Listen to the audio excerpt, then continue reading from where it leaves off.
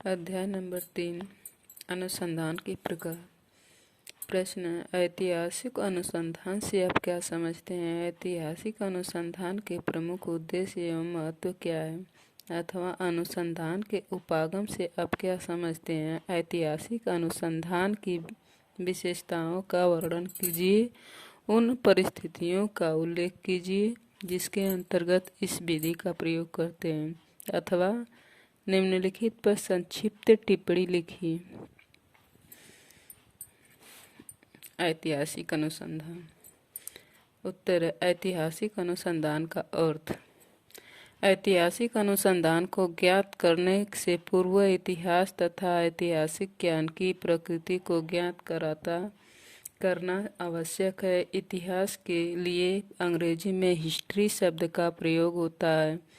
इसका मूल शब्द हिस्टोरिया है और इसका अर्थ जांच के द्वारा प्राप्त ज्ञान।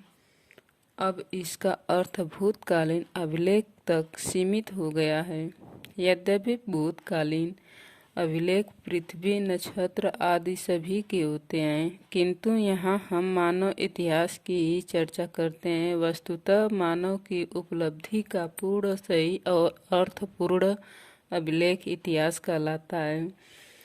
यह केवल कुछ घटनाओं की सूची मात्र नहीं होता है, बल्कि एक विशेष समय एवं स्थान पर घटित मानव जीवन से संबंधित घटनाओं का एक सत्य, सुनियोजित और परीक्षित अभिलेख होता है। इस इतिहास का प्रयोग भूतकाल की पृष्ठभूमि में वर्तमान को समझने तथा भविष्य के लिए पूर्व कथन करने के लिए किया जाता है, जिससे भविष्य के संबंध में उचित वर्णन करने में सफलता हो सके।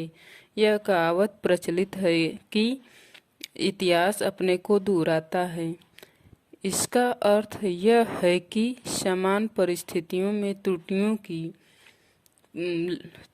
की पुनरावृत्ति होती है।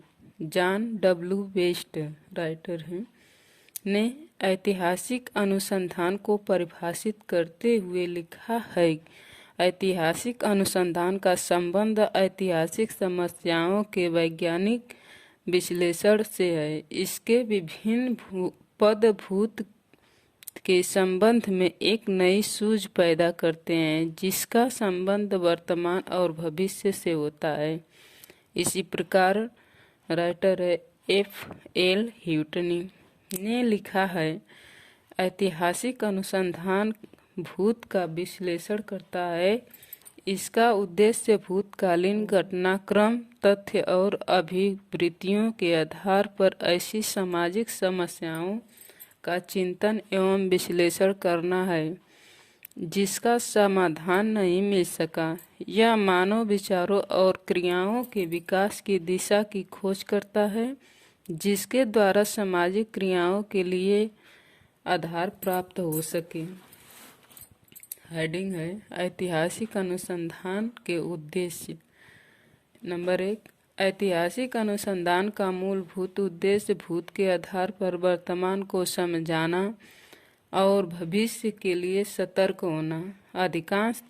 अधिकांश वस्तुओं को कोई न कोई ऐतिहासिक आधार होता है, अतः किसी समस्या, घटना या व्यवहार के समुचित मूल्यांकन के लिए उनकी ऐतिहासिक पृष्ठभूमि से परिचित होना आवश्यक है। अनुशासन संबंधी वर्तमान धारणा, शिक्षक के स्थान पर छात्र को महत्व, छात्र परिषदों का गठन एवं उन पर नियंत्रण संबंधी नियंत्रण, व्यक्ति की वर्तमान अवधारणा, मापन और मूल्यांकन आदि सभी एक ऐतिहासिक पृष्ठभूमि में विकसित हुए हैं और आज वर्तमान रूप में है। अतः ऐतिहासिक अनुसंधान का मूल उद्देश्य ऐतिहासिक पृष्ठभूमि में इन समस्याओं का मूल्यांकन करना है। नंबर 2 है ऐतिहासिक अनुसंधान का द्वितीय प्रमुख उद्देश्य शिक्षा, मनोविज्ञान अथवा अन्य सामाजिक विज्ञानों में चिंतन को कोई नई दिशा देने एवं नीति निर्धारण में सहायता करना। वह भी स्पष्ट करता है कि आज नवीन कहीं जाने वाली वस्तुओं में नवीनता कहाँ तक है तथा बीच के परिवर्तनों में क्या प्रभाव पड़े।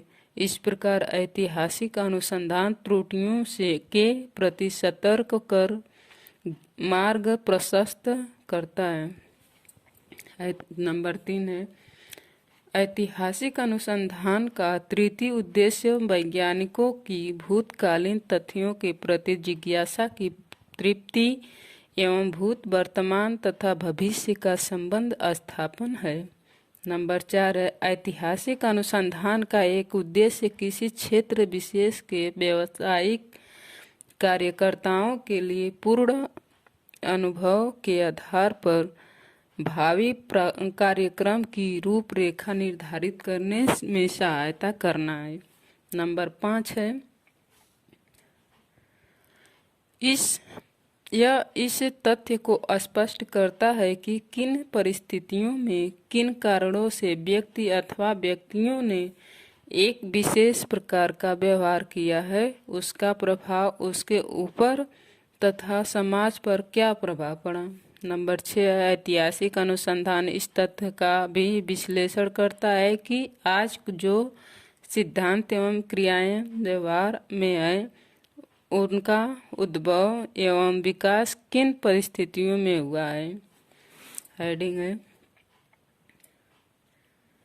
ऐतिहासिक अनुसंधान का महत्व व आवश्यकता। ऐतिहासिक अनुसंधान का महत्व व आवश्यकता निम्न प्रकार है। नंबर 1 है इतिहास भूतकालीन घटनाओं के परिणामों को स्पष्ट करते हुए उसके गुण दोषों से परिचित कराता है। ऐतिहासिक अनुसंधान शिक्षा के क्षेत्र में स्थित वर्तमान क्रियाओं एवं प्रवृत्तियों के आधार पर सम्यक विवेचन करता है। इसमें किसी उलझी समस्या का हल ढूंढने में सहायता मिलती है। अतः ऐतिहासिक अनुसंधान वर्तमान शैक्षिक एवं मनोवैज्ञानिक समस्याओं का हल ढूंढने में सहायक होता है। नंबर 2 है ऐतिहासिक अनुसंधान शिक्षा के क्षेत्र में सिद्धांत एवं क्रिया पक्ष की आलोचना व्याख्या करता है। उनके वर्तमान रूप में ऐतिहासिक एवं विकासात्मक स्थिति को स्पष्ट करता है। नंबर 3 है ऐतिहासिक अनुसंधान भूतकालीन त्रुटियों से परिचित कराकर भविष्य के प्रति सतर्क करता है। मनोवैज्ञानिक क्षेत्र में इसके कारणों का विश्लेषण प्रस्तुत करता है। नंबर 5 है ऐतिहासिक अनुसंधान शिक्षा के लिए वैज्ञानिक आधार पर प्रस्तुत करता है। नंबर 6 यह शिक्षा शास्त्रियों, मनोवैज्ञानिकों तथा शोध कार्य में लगे अन्य व्यक्तियों के प्रति सम्मान प्रकट करता है। नंबर 7 है ऐतिहासिक अनुसंधान अंधविश्वासों और भ्रमों का निवारण करता है। हेडिंग है ऐतिहासिक अनुसंधान के पद। ऐतिहासिक अनुसंधान के अधोलिखित पद होते हैं। आंकड़ों का नंबर 1 है आंकड़ों का संग्रह, नंबर 2 है आंकड़ों का विश्लेषण तथा नंबर 3 है उपयुक्त के आधार पर तथ्यों के विश्लेषण एवं रिपोर्ट। डेविड फॉक्स ने ऐतिहासिक अनुसंधान के अधोलिखित पद बताए हैं। नंबर 1 है यह निश्चित करना है कि समस्या का समाधान ऐतिहासिक विधि से होगा।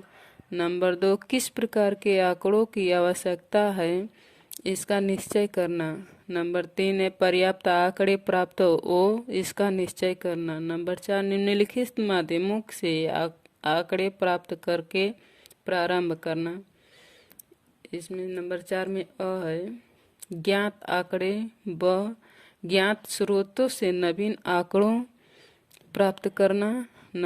इसमें अब 1 नंबर प्राथमिक स्रोत, माध्यमिक स्रोत, नवीन और पूर्व अज्ञात आंकड़ों की खोज। इसमें नंबर 1 है आंकड़ों के रूप में, नंबर 2 स्रोत के रूप में। 5 है प्रतिपादन लिखना प्रारंभ करना। 6 आंकड़ों का परीक्षण करते जाना। 7 है अनुसंधान प्रतिवेदन का वर्णनात्मक भाग पूर्ण करना। नंबर 8 है अनुसंधान प्रतिवेदन का विश्लेषण का भाग पूर्ण करना। नंबर 9 है आंकड़ों का वर्तमान के प्रयोग और भविष्य के लिए परिकल्पना का निर्माण करना। हेडिंग है ऐतिहासिक अनुसंधान में आंकड़ों के प्रति प्राप्ति के साधन। जिज्ञासु अनुसंधानकर्ता के लिए ऐतिहासिक साधन यह विचित्र विश्व ही है। सत्य की खोज के लिए उसे इसी विश्व में भ्रमण करना होगा। यह विचित्र विश्व गुप्त रहस्यों एवं अगच्छत्र तथ्यों से परिपूर्ण है। इन रहस्यों का उद्घाटन एवं तत्वों का विश्लेषण एवं अन्वेषण इतिहासकार का प्रमुख लक्ष्य होता है। ऐतिहासिक साधनों का विभाजन निम्नवत है। नंबर 1 है प्राथमिक साधन। वे साधन है जो घटना, व्यक्ति या संस्था के विषय में प्रथम साक्षी की कार्य करते हैं।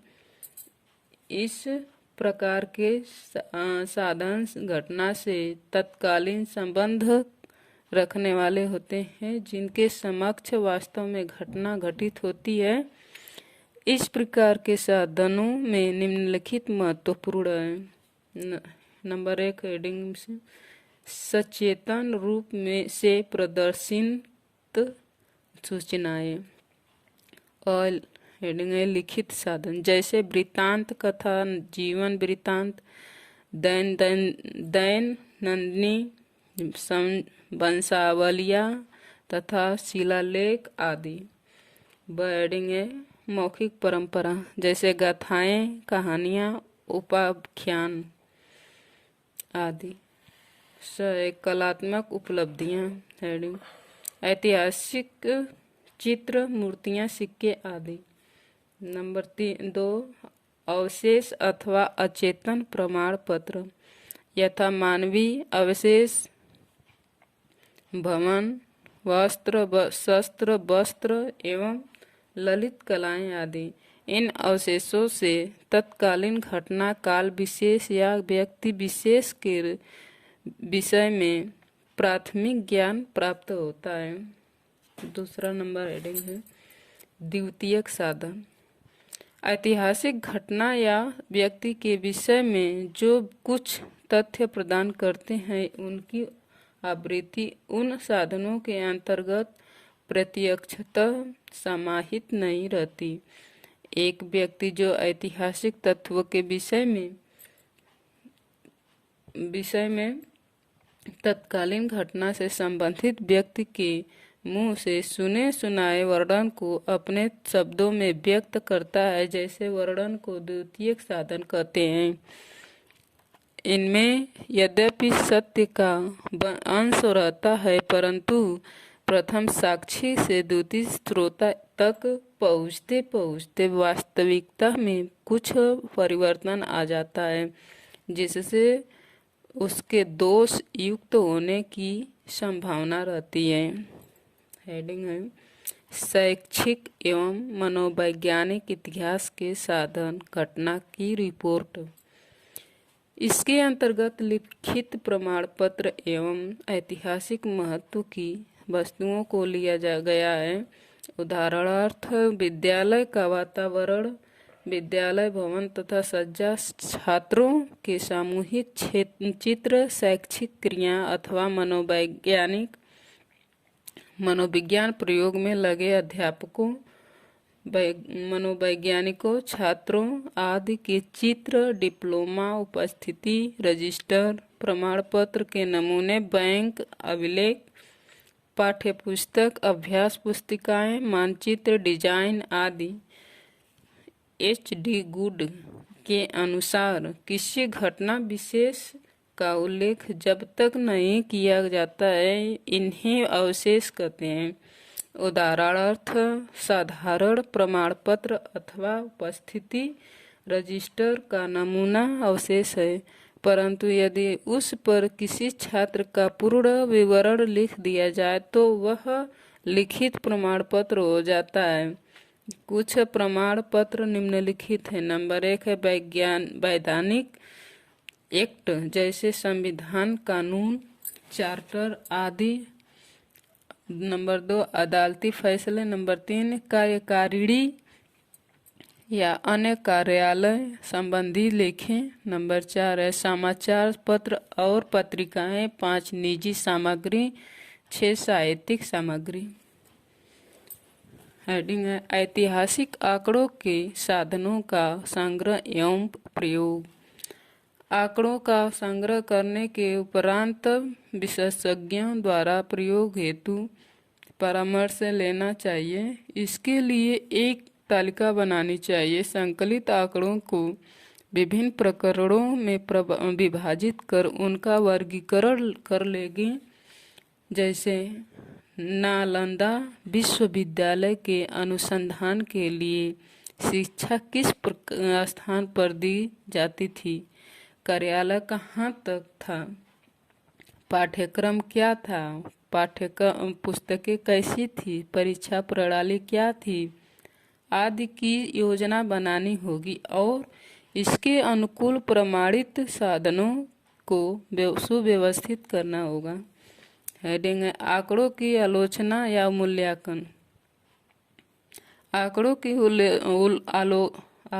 की आलोचना या मूल्यांकन 2 प्रकार का होता है जो इस धारणा पर आधारित होता है यदि आंकड़े सत्य है तो उनसे लिखा गया इतिहास भी सत्य होगा। हेडिंग है आंकड़ों का मूल्यांकन। आंकड़ों की आलोचना या मूल्यांकन भी करना होता है तो कि किसे तथ्य माना जाए, किसे संभावित माना जाए और किस आंकड़ों को भ्रमपूर्ण माना जाए। इसके लिए निम्न 2 तथ्यों को स्थान में रखते हैं। नंबर 1 हेडिंग है आंतरिक क्रमबद्धता। जिन आंकड़ों में आंतरिक क्रमबद्धता होगी अर्थात विरोधाभास का अभाव होगा वे सत्य के अधिक निकट होंगे। नंबर 2 हेडिंग है वाय क्रमबद्धता। इसका अभिप्राय यह है कि अन्य साधनों से प्राप्त सूचनाओं में इनका विरोध न हो। तथ्यपूर्ण कैसे माने। नंबर 1 है यदि 2 प्राथमिक स्रोत एक ही तथ्य पर सहमत हो। नंबर 2 एक प्राथमिक स्रोत एवं एक माध्यमिक स्रोत एक मत हो। नंबर 3 उस तथ्य का विरोध किसी ने न किया हो। उपर्युक्त तीनों विशेषताओं के आधार पर किसी आंकड़े को तथ्यपूर्ण मान लेते हैं, उसके उपरांत ही उसकी समालोचना प्रारंभ करते हैं। नंबर 1 हेडिंग है बाह्य आलोचना। इसमें इस तथ्य की जांच करते हैं कि प्राप्त आंकड़ा या प्रमाण पत्र अपने बाह्य स्वरूप की दृष्टि से उचित है या नहीं। इसके अंतर्गत लिखित प्रमाण पत्र की यथार्थता की जांच की जाती है। बाह्य आलोचना के अंतर्गत आंकड़ों के रूप, रंग, समय, स्थान एवं परिणाम की दृष्टि से यथार्थता की जांच करते हैं। यह देखते हैं कि प्राप्त आंकड़ा जब लिखा गया, जिस स्याही से लिखा गया, जिसने लिखने में जिस शैली का प्रयोग किया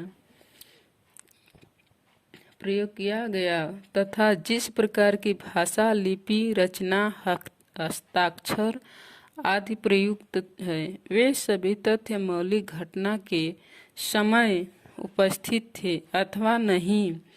यदि नहीं तो आंकड़ा जाली है। इसके परीक्षण हेतु निम्नलिखित तथ्यों पर ध्यान देते हैं। नंबर 1 लेखक कौन था एवं उसका चरित्र और व्यक्तित्व कैसा था। नंबर 2, सामान्य रिपोर्टर के रूप में उसकी योग्यताएं क्या थीं। नंबर 3, इस तथ्य के रिपोर्ट के रूप में उसकी विशिष्ट योग्यता क्या थी। इसमें नंबर है, संबंधित घटना में रुचि कैसी थी, घटना का निरीक्षण उसने किस स्थिति में किस स्थिति से किया। घटना का रिपोर्ट और उसके अध्ययन के लिए उसे क्या आवश्यक सामान्य और प्राविधिक ज्ञान का आवश्यक था। नंबर 4 है, घटना के कितने समय बाद प्रमाण लिखा गया। 5 है, प्रमाण पत्र अन्य प्रमाण पत्रों से कहाँ तक मिलता है। आंकड़ों की यथार्थता का ज्ञान के लिए ये ऐतिहासिक से अलग अलग विज्ञानों का अपने क्षेत्र में प्रयोग किया है। उदाहरणतः शिलालेखों का अध्ययन करने के लिए लिपिग्राफी, डिप्लोमा आदि का ज्ञान करने हेतु डिप्लोमेटिक लिखावट या का ज्ञान करने में हेतु पैलियोग्राफी, तारीखों का ज्ञान करने के लिए फिलोलॉजी, स्याही हेतु केमिस्ट्री आदि के प्रयोग द्वारा आंकड़ों के बाह्य स्वरूप के विषय में पूर्ण रूप से ज्ञान प्राप्त करने में सफलता मिलती है। नंबर 2 हेडिंग है, आंतरिक आलोचना। इस प्रकार की आलोचना का प्रमुख उद्देश्य यह ज्ञात करना है कि क्या लेखक विषय के साथ न्याय कर पाया या नहीं। इसमें निम्नलिखित तथ्यों पर स्थान दिया गया है और ध्यान भी। नंबर 1 है, लेखक किसी रूप में प्रभावित तो नहीं था। नंबर 2, क्या तथ्य की जानकारी हेतु लेखक को पर्याप्त अवसर मिला था। नंबर 3, क्या वर्णित घटना उसने स्वयं देखी थी। नंबर 4, क्या विश्वसनीय निरीक्षण हेतु वह सक्षम था। नंबर 5, क्या लेखक का कोई विशेष उद्देश्य था। नंबर 6, क्या लेखक किसी दबाव अथवा भय में था। नंबर 7, घटना के कितने दिन पश्चात उसने लिखा था। नंबर 8, उसके लेख तथा अन्य लेखों में कितनी समानता है। 9, लेखक की राष्ट्रीयता, पेशा, स्थिति व वर्ग दलों से संबंध, धर्म, परीक्षण आदि के विषय में क्या ज्ञात है।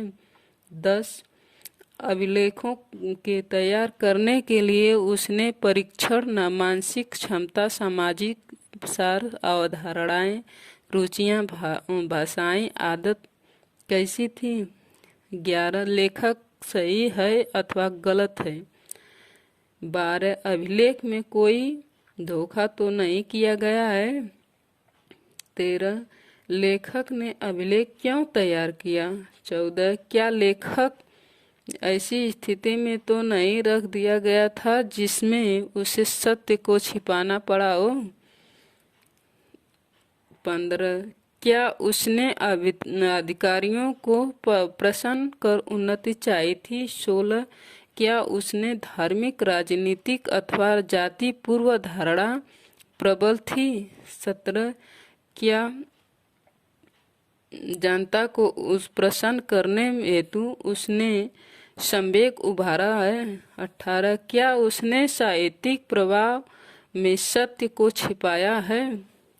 इन प्रश्नों के उत्तरों के आधार पर ऐतिहासिक आंकड़ों को आंतरिक समालोचना करने के पश्चात ही अनुसंधानकर्ता किसी निष्कर्ष पर पहुंचता है।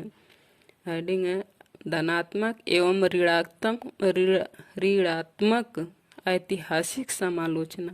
आंतरिक समालोचना को उस समय धनात्मक कहते हैं जबकि किसी अनुसंधानकर्ता का प्रयत्न अभिलेख का सत्य, वास्तविक और अक्षरशः ज्ञात अर्थ ज्ञान करने का होता है। वह आंतरिक समालोचना को उस समय ऋणात्मक कहते हैं जब अनुसंधानकर्ता का प्रत्येक प्रयत्न अभिलेख की अविश्वसनीय को ज्ञात करना होता है। हेडिंग है ऐतिहासिक शोध प्रबंध के मूल्यांकन के आधार। ऐतिहासिक शोध प्रबंध के मूल्यांकन के प्रमुख आधार निम्नलिखित हैं। नंबर 1, समस्या अनुसंधान के योग्य हो।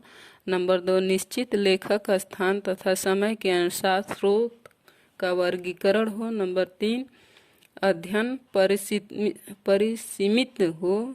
4, शोध प्रबंध की व्यवस्था तार्किक आधार पर हो। 5, तथ्यों की समुचित व्याख्या की गई हो। 6, स्रोत पर्याप्त रूप में हो तथा प्राथमिक एवं माध्यमिक दोनों प्रकार के साधन प्रयोग में आए हो। 7, साधन उचित और विश्वसनीय हो। 8, शोध प्रबंध भावी अनुसंधान के लिए सुझाव प्रस्तुत करो। 9, अध्ययन के समय एवं धन का ध्यान रखा गया हो। 10, कम से कम 2 स्वतंत्र साक्षियों द्वारा तथ्यों की जांच कर ली गई हो।